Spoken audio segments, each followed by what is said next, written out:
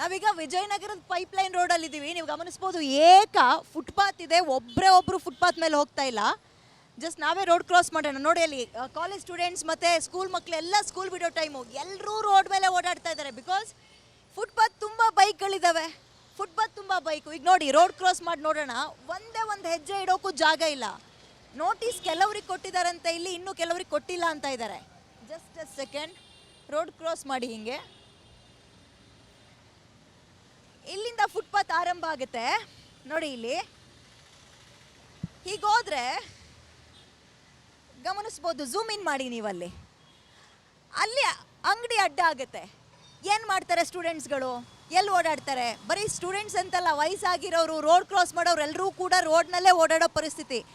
Footpath ಯಾರಿಗೆ footpath? ಅಂಗಡಿಗಳಿಗೆ ಹಾಕೊಳಕ? ಬರೀ ತರಕಾರಿ ಮಾರಿದ್ರು, ಯಾವುದೋ ಸ್ನ್ಯಾಕ್ಸ್ ಮಾರ್ತಾ ಇದ್ರು ಅಂತಲ್ಲ, ಇವರಿಗೆಲ್ಲ ಯಾರು ಉತ್ತರ ಕೊಡ್ತಾರೆ ಹಾಗಾದ್ರೆ? ಈಗ ಅಂಗಡಿ ನಮ್ಮನ್ನು ನೋಡಿ ತೆಗಿತಾ ಇದ್ದಾರೆ ಅಷ್ಟೇ. ಇದನ್ನ ನೋಟಿಸ್ ಕೊಟ್ಟಿದ್ರಾ ನಿಮಗೆ ಏನಾದರೂ? ಸರ್ ನೋಡಿಲಿ, ತೋರಿಸ್ರಿ ಇಲ್ಲಿ ಎಲ್ಲಿ ಓಡಾಡ್ತಾರೆ ಜನ, ಎಲ್ಲಿ ಓಡಾಡಕ್ಕಾಗತ್ತೆ?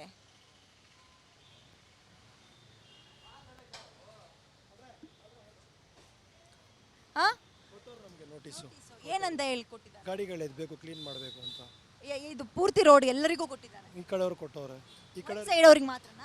ಇಲ್ಲ, ಆ ಕಡೆ ಆ ಸ್ಟೇಷನ್ಗೆ ಹೋಗುತ್ತೆ, ಈ ಕಡೆ ಬೇರೆ ಸ್ಟೇಷನ್ಗೆ ಹೋಗುತ್ತೆ. ಓಕೆ, ನಿಮ್ದು ಯಾವ ಲಿಮಿಟ್ಸಿಗೆ ಬರುತ್ತೆ? ವಿಜಯನಗರಕ್ಕೆ ಬರುತ್ತೆ. ಏನಂತ ಹೇಳಿ ನೋಟಿಸ್ ಕೊಟ್ಟರು? ನೋಟಿಸಲ್ಲಿ ಬೇಕು ಎಲ್ಲ ಏನು ಇಕ್ಬಾರ್ದು ಫುಟ್ಪಾತ್ ಮೇಲೆ ಅಂತ. ಎಷ್ಟು ದಿನ ಟೈಮ್ ಕೊಟ್ಟಿದ್ದಾರೆ? ಆಲ್ರೆಡಿ ಹೋದ ವಾರ ಡೈಲಿ ಬರ್ತಾರೆ, ಬೆಳಗ್ಗೆ ಬಂದು ಎಲ್ಲ ಹಚ್ತವ್ರೆ. ಪೊಲೀಸರು, ಟ್ರಾಫಿಕ್ ಪೊಲೀಸರು ಬಂದು ಎಲ್ಲ ಹಚ್ತವ್ರೆ. ಮತ್ತೆ ಹಾಕೊಂಡಿದ್ದೀರಿ ಹಿಂಗೆ? ನಮ್ಗೆ ಜಾಗ ಕಡಿಮೆ ಒಂದೊಂದು ಹಾಕೋತೀವಿ, ಜಾಸ್ತಿ ಏನಿಲ್ಲ ಮೇಡಮ್. ಅಲ್ಲ ಜಾಸ್ತಿ ಅಂತಲ್ಲ, ನೋಡಿ ಈಗ ಇಲ್ಲೇ ಓಡಾಡಕ್ಕೆ ಯಾರಿಗೂ ಜಾಗ ಇಲ್ಲ. ಸ್ಕೂಲ್ ಮಕ್ಕಳು, ಕಾಲೇಜ್ ಮಕ್ಕಳೆಲ್ಲ ಓಡಾಡ್ತಾ ಇದ್ದಾರೆ, ದೊಡ್ಡವರೆಲ್ಲ ಎಲ್ಲ ರೋಡಲ್ಲಿ ಓಡಾಡೋದಾದ್ರೆ ಫುಟ್ಪಾತ್ ಯಾಕೆ ಅಂತ ಪ್ರಶ್ನೆ ಬರುತ್ತೆ. ಹೌದು. ಆಮೇಲೆ ಚೂರು ಹೆಚ್ಚು ಕಡಿಮೆ ಆದರೂ ಮಕ್ಕಳು ಗಾಡಿ ಟಚ್ ಆದರೆ ಬೀಳ್ತಾರೆ, ಜೀವ ಹೋಗುತ್ತೆ, ಕೈಕಾಲು ಮುರಿದೋಗುತ್ತೆ, ತಪ್ಪಲ್ವಾ? ಹೌದು. ಮತ್ತೆ ಏನು ಮಾಡ್ತೀರಿ ಮುಂದೆ ಬಂದು ಫೋರ್ಸ್ ಮಾಡೋಕೆ ಎದ್ಬಿಡ್ತೀವಿ ಅಷ್ಟೇ. ಈ ವಾರ ಲಾಸ್ಟ್ ಟೈಮ್ ಕೊಟ್ಟವ್ರೆ, ಇವಾಗ ಬೇರೆ ಜಾಗ ಮಾಡ್ಕೊಂಡು ಬೇರೆ ಜಾಗಕ್ಕೆ ಎದ್ಬಿಡ್ತೀವಿ ಗಾಡಿಗಳು. ಎಲ್ಲ ಅಂಗಡಿಯವರು ಈಗ ಬೇರೆ ಬೇರೆ ಬಾಡಿಗೆಗೆ ಹೋಗ್ಬೇಕು. ಬಾಡ್ಬಾಡಿಗಿಲ್ಲ, ಗಾಡಿಗಳು ಕಡಿಮೆ ಮಾಡಬೇಕಿಲ್ಲ ಅಂದರೆ ಬೇರೆ ಗೋಡನೆಲ್ಲ ಮಾರ್ಕ್ ಮಾಡಬೇಕಷ್ಟೇ. ಇವಾಗ ಸಡನ್ನಾಗಿ ಮಾಡಬೇಕಂದ್ರೆ ನಮಗೂ ಆಗಲ್ಲ, ಸಡನ್ನಾಗಿ ಯಾರೂ ಕೊಡೋಲ್ಲ ನಮಗೂ. ಅದರಿಂದ ನಾವು ಟೈಮ್ ತೊಗೊಂಡಿದ್ದೀವಿ, ಈ ವಾರದಲ್ಲಿ ಕೇಳೋರೆ ಎದ್ಬಿಡ್ತೀವಿ. ಸೊ ಇದೊಂದು ವಾರ ಟೈಮ್ ಕೊಟ್ಟಿದ್ದಾರೆ. ಸೊ ಇದು ವಿಜಯನಗರ ಪೈಪ್ಲೈನ್ ರೋಡ್ ಗಮನಿಸ್ಬೋದು. ಈ ಭಾಗ ಕಂಪ್ಲೀಟ್ ಸರ್ವಿಸ್ ರೋಡ್ ಇದ್ದಂಗಿದೆ, 2 ವೀಲರ್ಗಳನ್ನು ಸರ್ವಿಸ್ ಮಾಡಲಿಕ್ಕೆ ಅಂತ. ಇಡೀ ರೋಡ್ ತುಂಬ. ಅಗೇನ್ ನೀವು ಇಲ್ಲಿ ನೋಡಿ, ಇಲ್ಲಿ ಜಾಗ ಖಾಲಿ ಇದೆಯಾ? ಇಲ್ಲಿ ಫುಟ್ಪಾತ್ ಹತ್ತಿದ್ರೆ ಇಲ್ಲಿ ವೆಹಿಕಲ್ಗಳನ್ನು ನಿಲ್ಲಿಸೋದು ಯಾರು ಸರ್? ನೀವಾ ಓನರ್? ಇಲ್ಲಿ ನೋಟಿಸ್ ಕೊಟ್ರ ನಿಮ್ಗೇನಾದರೂ? ಇನ್ನು ನೋಟಿಸ್ ಎಲ್ಲ ಏನು ಬಂದಿಲ್ಲ ಮೇಡಮ್ ಅವರೇ. ಅವ್ರಿಗೆ ಕೊಟ್ಟಿದ್ದಾರೆ ಅಂದರೆ ಇನ್ನು ಈ ಕಡೆಗೆ ಬಂದಿಲ್ಲ? ಇಲ್ಲ, ನಮಗೆ ಬಂದಿಲ್ಲ ಮೇಡಮ್ ಅವರೇ ಯಾವುದು ನೋಟಿಸ್. ಈಗ ಗಾಡಿನೆಲ್ಲ ಹಿಂಗೆ ನೀವು ಹೊರಗೆ ಹಾಕಿದ್ರೆ ಜನ ಎಲ್ಲಿ ಓಡಾಡ್ತಾರೆ? ಏನಾಗಿದೆ ಗೊತ್ತಾ ಮೇಡಮ್ ಅವರೇ, ಇವಾಗ ಎಲ್ಲರೂ ಹಾಕೊಂಡು ನಿಲ್ಸಿದ್ದಾರೆ, ನಾವು ನಿಲ್ಸಿದ್ದೀವಿ.